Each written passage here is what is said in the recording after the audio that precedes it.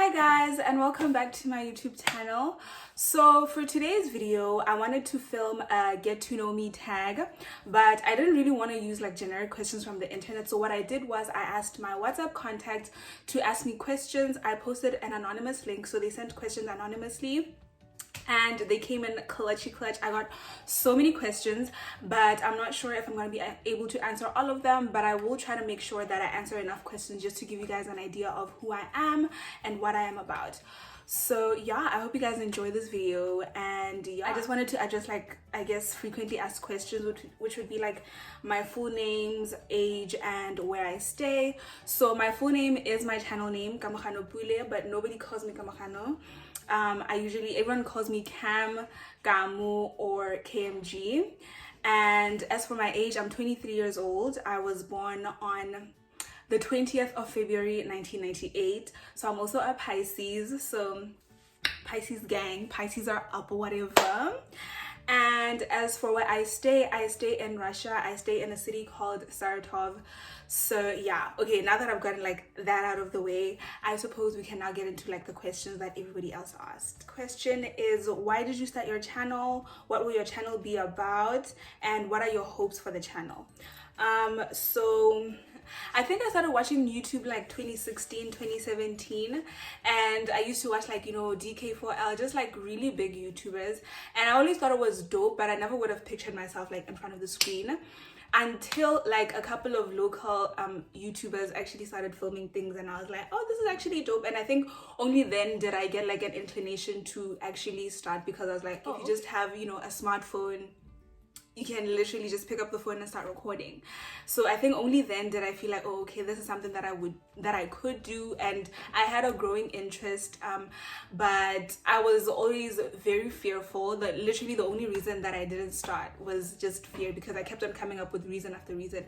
Oh, my camera isn't good enough, this and that, and yeah. So as for what to expect from my channel, you can just expect a lot of lighthearted content. Essentially, this channel is going to be like my online diary, like a digital diary type of thing. So I'm just here to, document my experiences as a student living in a foreign country, as an international student, as a Black woman in today's society.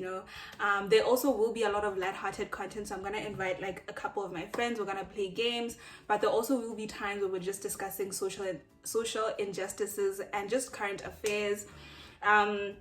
I'm also someone that identifies as a beauty or makeup enthusiast, so I feel like I will have a couple of videos as well where I'm just learning and just growing in like that area. So that's essentially what you can expect from my channel. And yeah, I hope that inspires you or keeps you motivated.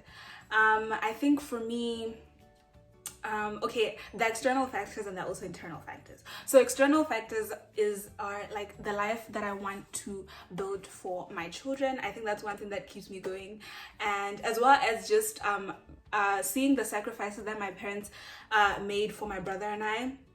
As well, I think that's one thing that also keeps me, so sometimes I'm just like, I don't want to disappoint anyone, so I keep going. But internally as well, I think 10-15 years from now, I don't want to look back and ask myself what if questions. I mean, I'm only 23 years old, I'm young, I'm at an age where I'm allowed to make mistakes, and I'll still be able to recover from those mistakes, bounce back, and turn into the best possible version of myself.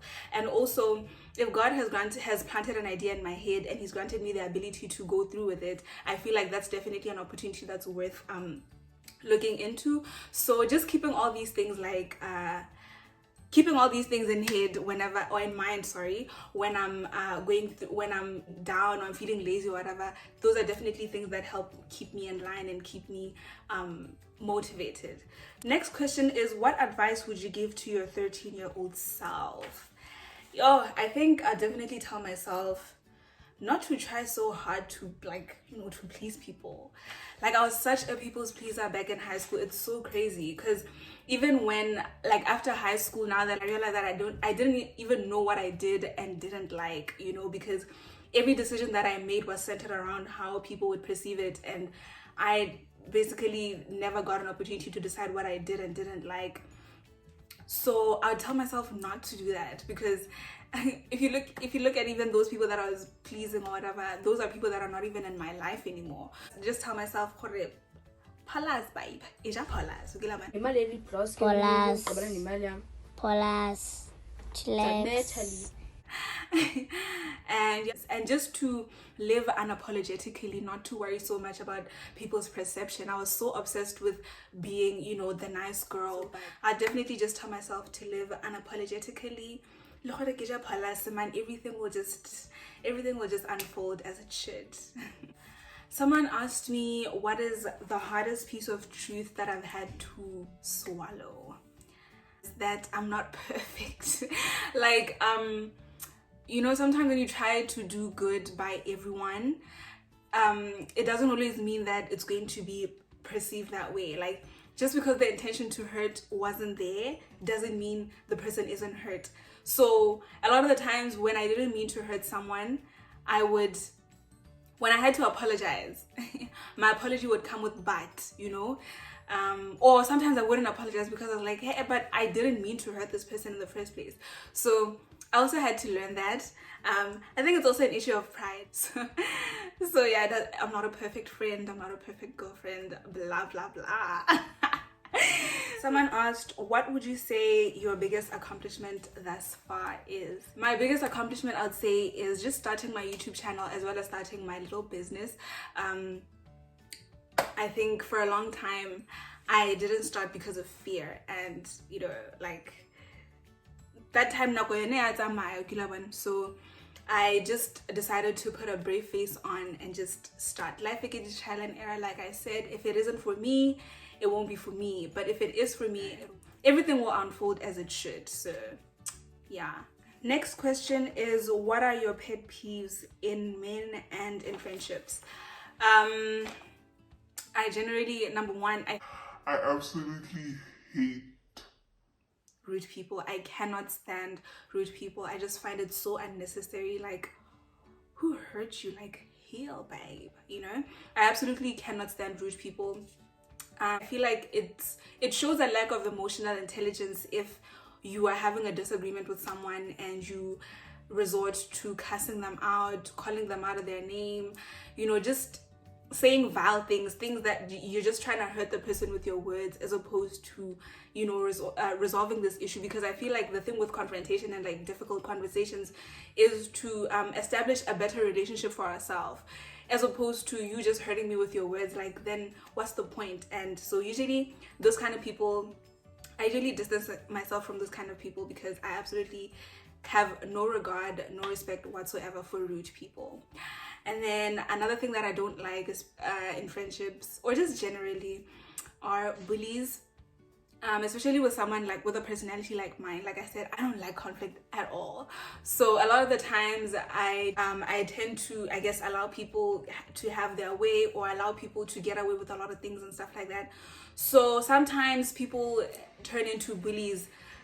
It's vile to use your friends' shortcomings or just using their own personality against them, because now you are just so that you can get your way. Like, that's not nice. And then in men, what doesn't annoy me about men? I think in men, manipulation. I absolutely cannot stand manipulators, especially gaslighting, because now you're telling me to mistrust my feelings, you know. Like, I think that's very bogus. Manipulating people to get your way, or manipulating people into forgiving you, manipulating people into allowing you back into your life, like, that is vile. Let's not do that. So yeah, I think that's it. Next question is, one thing I would change about myself. Okay, these are things that I'm working on. One thing that I struggle to take criticism. It's difficult sometimes for me to delineate the difference between someone that is just being an antagonist versus someone that is genuinely trying to help me. So sometimes in that light, it becomes a bit difficult for me to take criticism, because also some people are then afraid of helping me or giving me constructive criticism because they're afraid of how I'm going to receive it. And then another thing that I would change is I'm trying to do this. I'm trying to learn, but it's a bit difficult sometimes. Just saying no and being firm about it and being unapologetic. Like, if I don't want to do something, the fact that I don't want to do it is valid enough of a reason for me not to do it. And because I usually feel bad after saying no, or saying something that the next person wouldn't agree with. So that's also one thing that I am trying to change. Someone asked, I've always wanted to take you out on a date to somewhere nice, but time hasn't been on my side lately. Can I spoil you a little?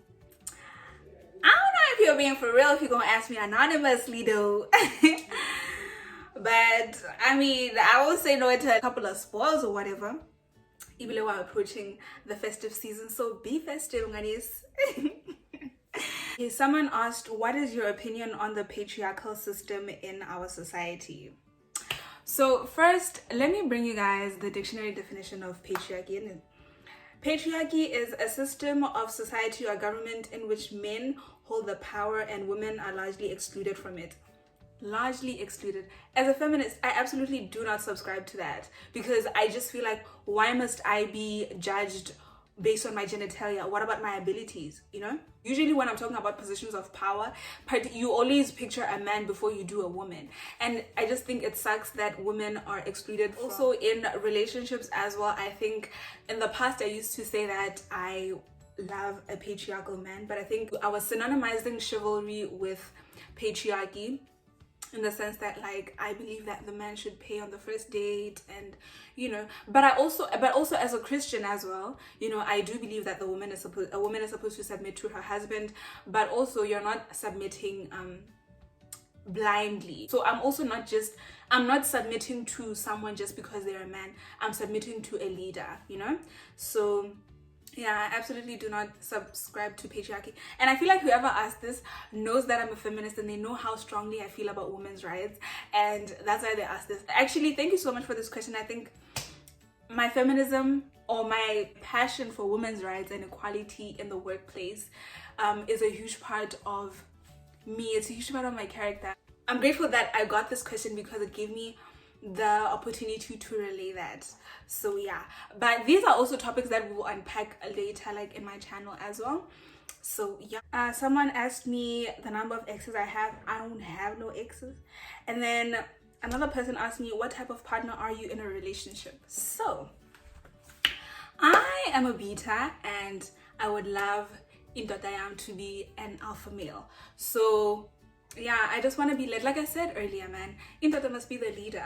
Obviously, I'm not following blindly, again, like I said, but I do like the man to, I want a man that has, you know, I can say a man, and I feel, but also I don't subscribe to toxic masculinity. Like, I don't want a dictator, someone who my word is final, someone who, oh, you're the woman, you should cook. I just want to be led. I just want to be led. Someone asked, would you ever date a bisexual man? As a cisgendered heterosexual woman, I prefer to date or see or whatever with cisgendered heterosexual men. So no, I don't think I would. This is the last question. It's, how would you define success? So like I said, I am a family-oriented person, but I'm also a career-oriented woman. So I think once I'm able to establish both and like find like a balance between the two, I think only then would I consider myself successful.